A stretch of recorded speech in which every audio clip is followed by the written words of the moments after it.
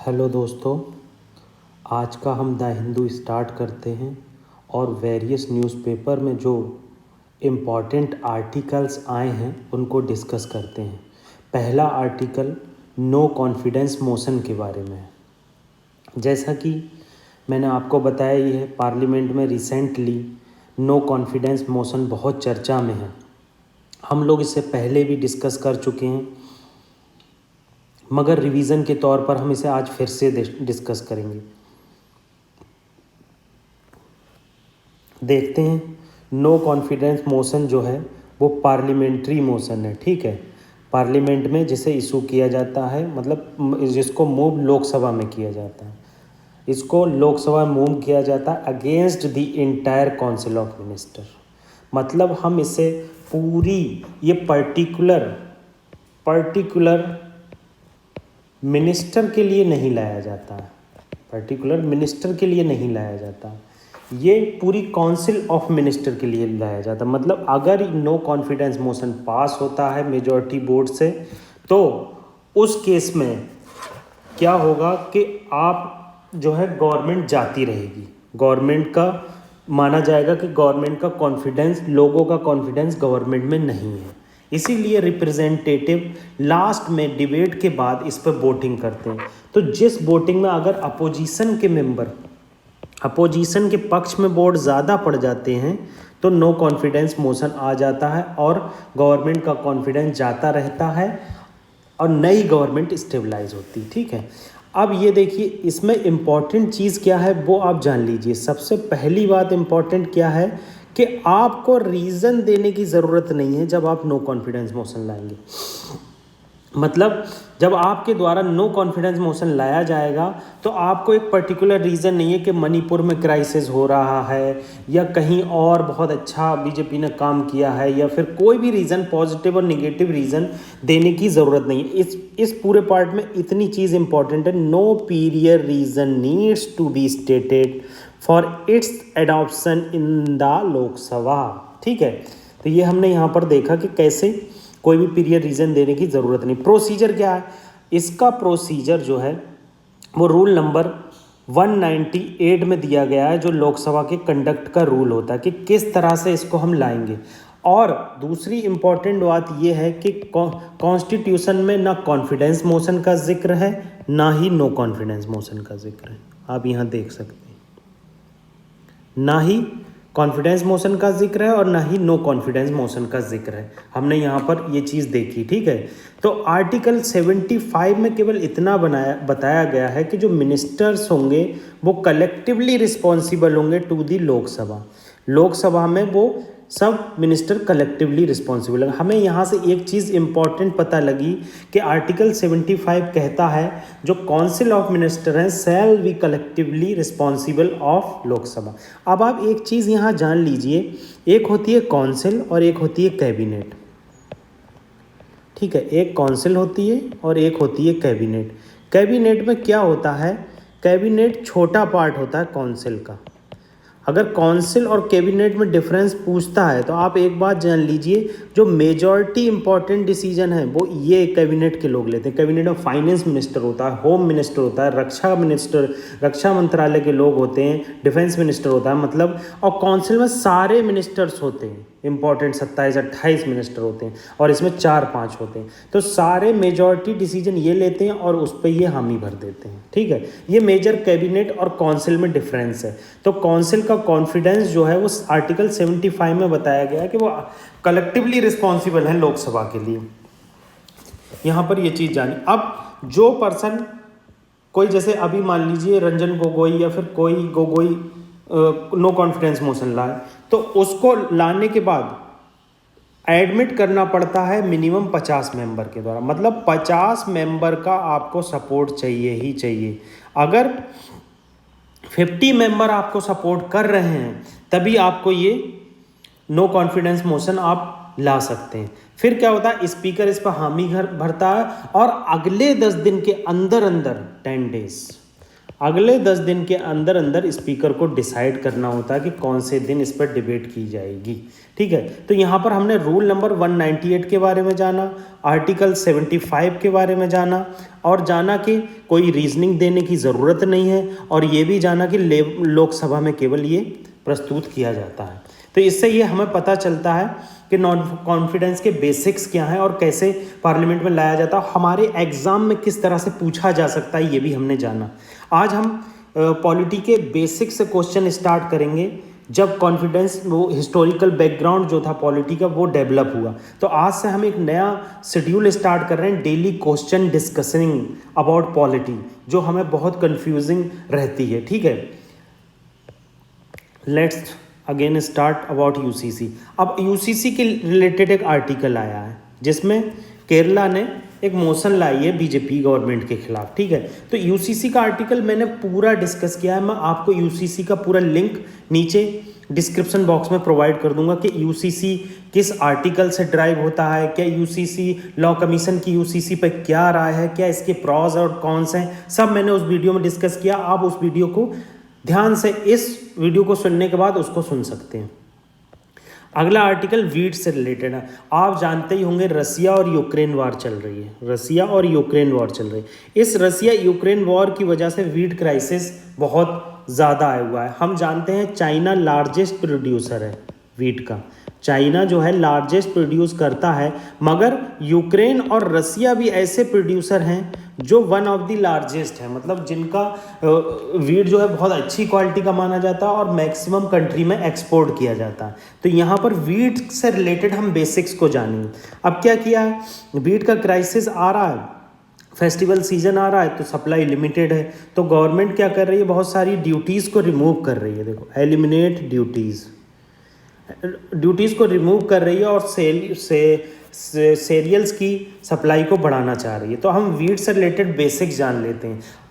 इसमें पहली इंपॉर्टेंट क्या है, ये second most important cereal crop है इंडिया की, मतलब राइस के बाद सबसे ज़्यादा इम्पॉर्टेंट क्रॉप वीट ही है, क्योंकि ग्रीन रिवॉल्यूशन जो हमारा सक्सेसफुल हुआ था उसका रीज़न वीट का ही प्रोडक्शन था। आपसे पूछ सकता है, डायरेक्ट पूछ लेगा कि क्या ग्रीन रिवॉल्यूशन होने के लिए राइस का प्रोडक्शन सबसे इम्पॉर्टेंट था, वहीं गलत हो जाएगा, वीट था। ठीक है, अब ये मेन फूड क्रॉप है नॉर्थ और नॉर्थ वेस्ट इंडिया की। ठीक है, अब इम्पॉर्टेंट पॉइंट अब आता है, wheat is a rabi crop. देखो, राबी क्रॉप और खरीफ क्रॉप होती है। राबी क्रॉप में मेन क्रॉप वीट आती है और जबकि खरीफ क्रॉप में राइस वीट आती है। तो इसमें डिफरेंस ये है, खरीफ क्रॉप मेनली सोइंग होती है, जून में स्टार्ट होती है, और जबकि राबी क्रॉप अप्रॉक्स नवंबर में सोइंग होती है इसकी, ये आप जान लीजिए। ठीक है, अब सक्सेस, ग्रीन रिवॉल्यूशन के सक्सेस होने का कारण जो था वो वीट ही था, राबी क्रॉप्स थी बहुत सारी। ये चीज़ इंपॉर्टेंट है, यूपीएससी इसमें पूछता है कि टेम्परेचर की कितनी ज़रूरत होती है, रेनफॉल की कितनी ज़रूरत होती है और सॉइल कैसी होती है। तो ये हम देखते हैं। पहली बात ये है कि टेम्परेचर जब सोइंग टाइम होता है, जब इसे बोया जाता है, तो उस समय 10 से 15 डिग्री का टेम्परेचर चाहिए होता है, और जब राइपनिंग और हार्वेस्टिंग की जाती है तो 21 से 26 डिग्री का टेम्परेचर चाहिए होता है और ब्राइट सनशाइन चाहिए होती। अब हम जानते हैं नवंबर में करीब सोइंग के टाइम पे इसमें 10 से 15 डिग्री सेंटीग्रेड टेम्परेचर होता है नॉर्थ और नॉर्थ वेस्ट इंडिया में, और जब ये कटने का टाइम आता है जनवरी, फरवरी, मार्च, अप्रैल में, मार्च उसमें शायद कटता है, तो 21 से 26 डिग्री होता है अप्रैल करीब में।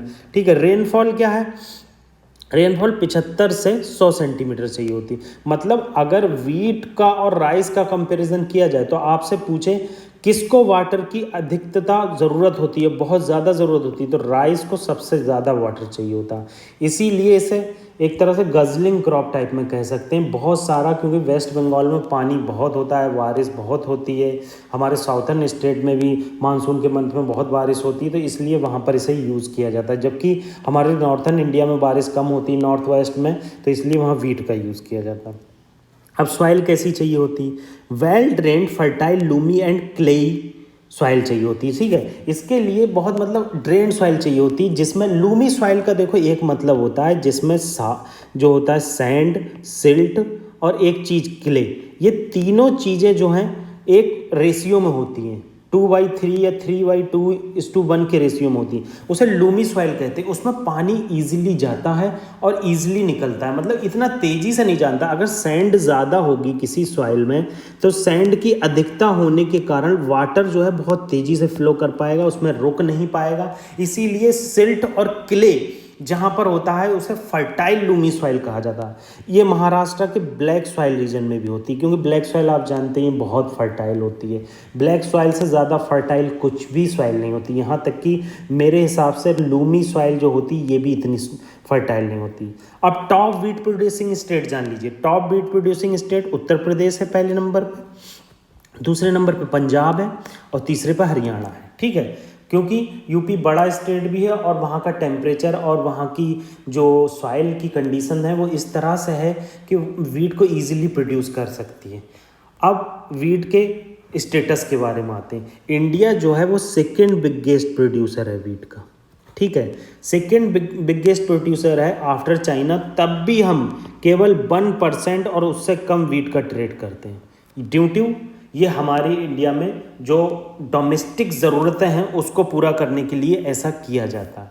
ठीक है, ये वीट के लिए, वीट से रिलेटेड बेसिक का इंपॉर्टेंट आर्टिकल था। जो चीज़ इंपॉर्टेंट है सॉइल, टेम्परेचर और वेदर कंडीशन, वो सब मैंने आपको बता दी है और आप इसको अच्छे से कई बार सुन सकते हैं। अब हम एग्रीकल्चर से रिलेटेड 2 बेसिक क्वेश्चन ले लेते हैं जो हमारे एग्ज़ाम में पूछे जा सकते हैं, बहुत ज़्यादा चर्चा में है आजकल। जैसे कीवी फ्रूट और चाइनीज़ गूज बम कह रहे हैं किस किस स्टेट में होता है इंडिया में हमारे, तो नागालैंड में होता है केवल, हिमाचल में होता है और अरुणाचल में होता है। ये जो है हमारे वो तीनों स्टेट में होता है। ऑल दी एबव स्टेट में कीवी फ्रूट हमारे यहाँ होता है। अगला देख लेते हैं पॉइंट। अगला आर्टिकल जो है वो सल्फ़र से रिलेटेड है। सल्फ़र का एग्रीकल्चर में क्या यूज़ है, तो ये क्वेश्चन जो है सल्फ़र के फर्टिलाइजेशन के बारे में बताता।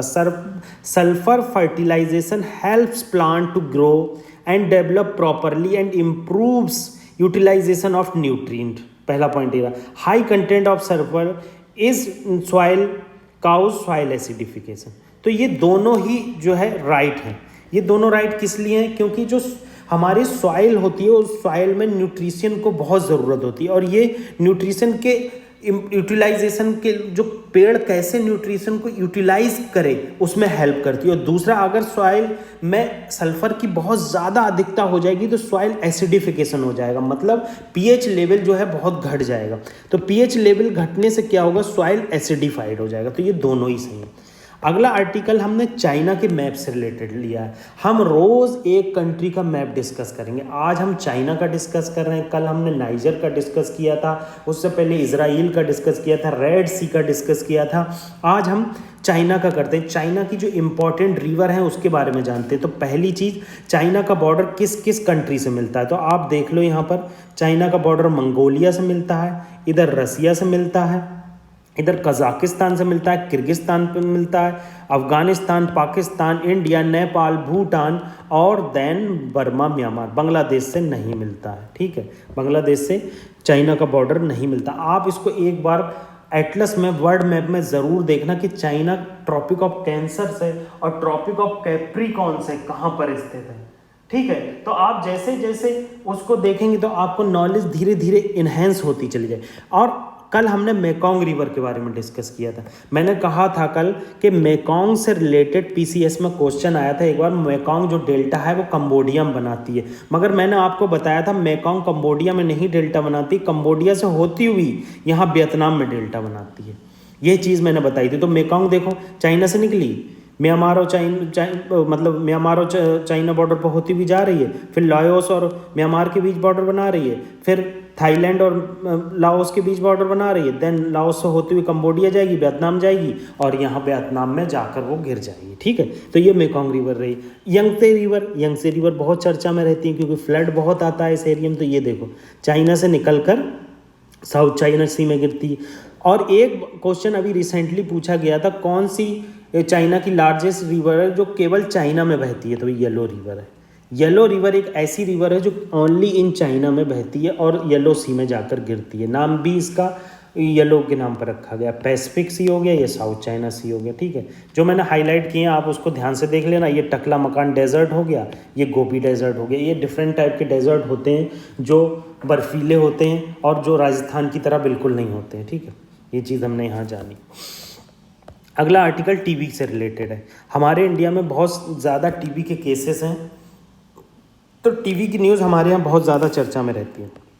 तो आज का आर्टिकल कहता है कि TB trial done in India shows nutrition support prevent TB related death.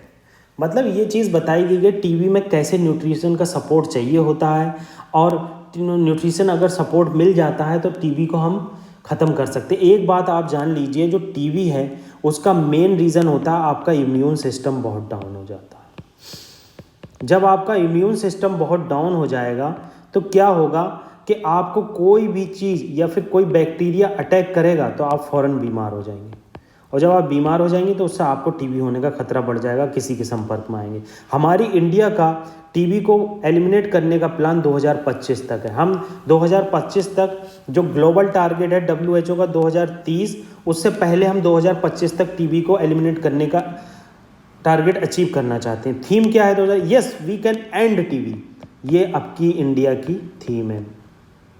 India की थीम नहीं होगी, ये वर्ल्ड की थीम होगी। ठीक है, अब जो वर्ल्ड के केसेस हैं, मान लो 100 केसेस हैं वर्ल्ड में, तो केवल इंडिया में 28 केसेस पाए जाते हैं। ये बहुत ही बुरी अवस्था है कि इंडिया में 100 में से 28 केसेस इंडिया में पाए जाते हैं। ये ग्लोबल टीबी रिपोर्ट के अकॉर्डिंग है। आप इसे रिपोर्ट को यूज़ कर सकते हैं मेंस में, कि ग्लोबल टीबी रिपोर्ट के अकॉर्डिंग जो टीबी के केसेस हैं वो हमारे इंडिया में 28% हैं वर्ल्ड के। ठीक है, अब जान लेते हैं टीबी होती कैसे। टीबी जो है वो ट्यूबरक्लोसिस कहा जाता है। ये बैक्टीरियल इन्फेक्शन है जो माइको बैक्टीरियम ट्यूबरक्लोसिस के कारण होती है। ठीक है, इसका नाम है। जब ऑर्गन हमारे इम्यून सिस्टम बहुत लो हो जाता है तो किसी भी ऑर्गन में ये अटैक कर सकती है। ये ऐसा नहीं है केवल लंग्स में अटैक करती है, ये आपके लिम्फ नोड में कर देगी, स्पाइन में कर देगी, ब्रेन में कर देगी। तो टीबी के बहुत सारे नुकसान है। अगर आपको टीबी हो जाती है तो बहुत सारा तरह से लॉसेस आपको झेलना पड़ते हैं, फिजिकली और मेंटली और इमोशनली तो धीरे धीरे खुद डेवलप हो जाते हैं जब आप किसी के काम के नहीं रहते हैं। ठीक है, ट्रांसमिशन। अब ट्रांसमिशन इन्होंने यही बताया कि आप जो एयरबॉर्न पार्टिकल हैं उसके थ्रू स्प्रेड होता है, मगर मेरा कहना ये है एयरबॉर्न पार्टिकल के थ्रू स्प्रेड जब होता है जब आपका इम्यून सिस्टम बहुत डिक्लाइन हो जाता है, तब टीबी आपको होने लगती है। सिम्टम क्या है टीबी के? सिम्टम आपको कैसे दिखेंगे? वॉमिटिंग होगी, चेस्ट पेन होगा, वीकनेस होगा, फीवर होगा, नाइट स्वेट होगा, मतलब रात में आपको बहुत ज़्यादा पसीना सा आएगा। ये ट्रीटमेंट इंडियन गवर्नमेंट इसे बहुत अच्छे से ट्रीटमेंट प्रोवाइड कराती है। निक्षय पोर्टल है, निक्षय के थ्रू आपको हेल्प दी जाती है। ये निक्षय पोर्टल है, आप निक्षय पोर्टल देख सकते हैं, यूपीएससी के लिए बहुत इंपॉर्टेंट है निक्षय पोर्टल। इसमें 6 महीने और 4 महीने का एंटी माइक्रोबियल कोर्सेज होते हैं, तो उसमें हम टीबी को रिमूव कर सकते हैं, टीबी का ट्रीटमेंट कर सकते हैं। ठीक है, आगे देखते हैं मल्टी ड्रग रेजिस्टेंट टीबी क्या होता है। मल्टी ड्रग रेजिस्टेंट टीबी में क्या होता है, दो ड्रग्स हैं, आइसोनियाजिड और रिफाम्पिसिन, मैं नाम नहीं ले पा रहा हूँ, एलोपैथिक नाम है इसके, साइंटिफिक नेम है, तो ये काम करना बंद कर जाते हैं, तो इसको मल्टी ड्रग रेजिस्टेंट टीबी कहते हैं। तो इसको ट्रीट करने के लिए नया ड्रग दिया जाता है, वेडाक्यूलिन ड्रग दिया जाता है, उससे इस मल्टी ड्रग रेजिस्टेंट टीबी को ख़त्म किया जाता है। अब एक्सटेंटिव ड्रग रेजिस्टेंट टीबी क्या होता है? जब कोई भी ड्रग आपको काम नहीं करता, ये बहुत सीरियस केस है, XDR टीबी बोलते हैं। इस केस में कोई भी टीबी का ड्रग काम नहीं करता, और बिना टीबी का ड्रग काम किए हुए इसमें जो है हम इसको मल्टी ड्रग रेजिस्टेंट टीबी तो ऊपर वाले को कहते हैं, मगर इसको हम XDR टीबी कहते हैं। जब कोई भी anti bacterial, anti microbial resistance हो जाता है, बहुत ज़्यादा आपकी बॉडी रेजिस्टेंट हो गई किसी दवा को लेकर, तब इसका एक्सटेंसिव ड्रग रेजिस्टेंट टीबी इसे बोलते हैं। तो आज से मैंने बोला था कि हम डेली पॉलिटी के बेसिक से क्वेश्चन स्टार्ट करेंगे, तो आज हम पहला क्वेश्चन लाए हैं रेगुलेटिंग एक्ट 1773 से रिलेटेड। इसमें पूछा गया है कि रेगुलेटिंग एक्ट 1773 की ग्रेट इंपॉर्टेंस क्यों है। पहला ये बताइए, it gave East India company diwani right over British Indian territory. ठीक है, पहली ये बात बताए। दूसरा, it was the first step by the government to control and regulate affair of East India company. ठीक है, इसमें से आपको बताना करेक्ट कौन है। थोड़ी देर मैं रुकता हूँ, आप इसको सोच लीजिए। पहला इसमें गलत है, पहला गलत हो गया तो ये भी गलत हो गया, दो ऑप्शन बचे, ये गलत, ये गलत, दूसरा बचा और नन बचा। तो आप देख लीजिए दूसरा भी इसमें, दूसरा जो है वो सही है। अब मैं आपको बताता हूँ, मैंने इसका एक्सप्लेनेशन यहाँ नोट किया। जो दीवानी राइट था, आपको अच्छे से एक्सप्लेन करता हूँ। जो दीवानी राइट था वो 1765 में मिला था, और यहाँ पर किसकी बात हो रही है? 1773 की। हर चीज़ आपको याद रखना पड़ेगी। तो जब दीवानी राइट 1765 में मिला था ईस्ट इंडिया कंपनी को, तो ये क्यों मिला था? देखो, बैटल ऑफ बक्सर हुई थी, बैटल ऑफ बक्सर हुई 1764 में, जिसमें ईस्ट इंडिया कंपनी ने मुग़ल फोर्सेस को हरा दिया। उसके बाद ट्रीटी ऑफ इलाहाबाद हुई। अब ट्रीटी ऑफ इलाहाबाद हुई 1765 में। जब ट्रीटी ऑफ इलाहाबाद 1765 में हुई तो दीवानी राइट जो है ब्रिटिश ईस्ट इंडिया कंपनी को दे दिए गए, बिहार, बंगाल एंड उड़ीसा के।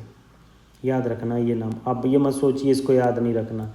बंगाल और उड़ीसा के दीवानी राइट दे दिए गए। और ट्रीटी ऑफ इलाहाबाद में आप एक बात जान लीजिए, जब बैटल ऑफ बक्सर हुई थी तो उस टाइम रॉबर्ट क्लाइव प्रेजेंट नहीं थे,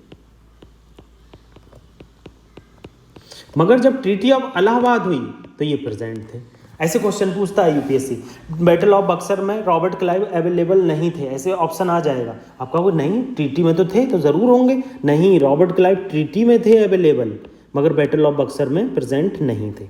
ठीक है, अगला पॉइंट देखते हैं हम ईस्ट इंडिया कंपनी का। अगला क्या कह रहा है? ये फर्स्ट स्टेप था ब्रिटिश गवर्नमेंट का control regulating affair of East India company. ये सही ऑप्शन है।